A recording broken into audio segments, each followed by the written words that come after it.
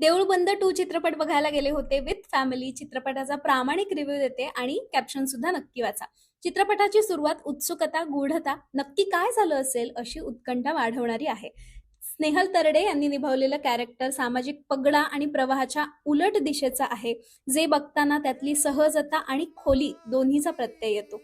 एकूणच संवादातले संदर्भ, विनोद, हावभावाच्या जोरावर चित्रपट पुढे सरकतो आणि खिळवून ठेवतो. काही ठिकाणी धक्का तंत्राचा वापरही कमाल जमलाय. सोबतच काही इंटरेस्टिंग कलाकारांची एकामागोमाग एक होत जाणारी एंट्री, हे सगळं उत्तम जमून आलंय.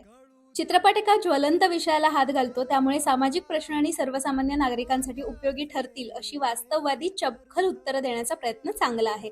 याशिवाय संस्कृती बालगुडे आणि नंदू पाटील सर यांचा अभिनय मला विशेष भावला आहे. चित्रपट तसा फार मोठा आहे आणि या विषयाच्या छताखाली बऱ्याच लहान मोठ्या प्रश्नांवरही भाष्य करतो, पण त्याचमुळे काही प्रसंग अननेसेसरी वाटतात, तर काही अर्धवट, काही टेक्निकल चुका आहेत. VFX बेटर करता आलं असतं, पण ठीक आहे. चित्रपट बघायला गेलात तर पोस्ट क्रेडिट सीन म्हणजे शेवट मिस करू नका. तुम्हाला चित्रपट कसा वाटला हे कमेंट करून नक्की सांगा आणि चिन्मयी राजला फॉलो नक्की करा.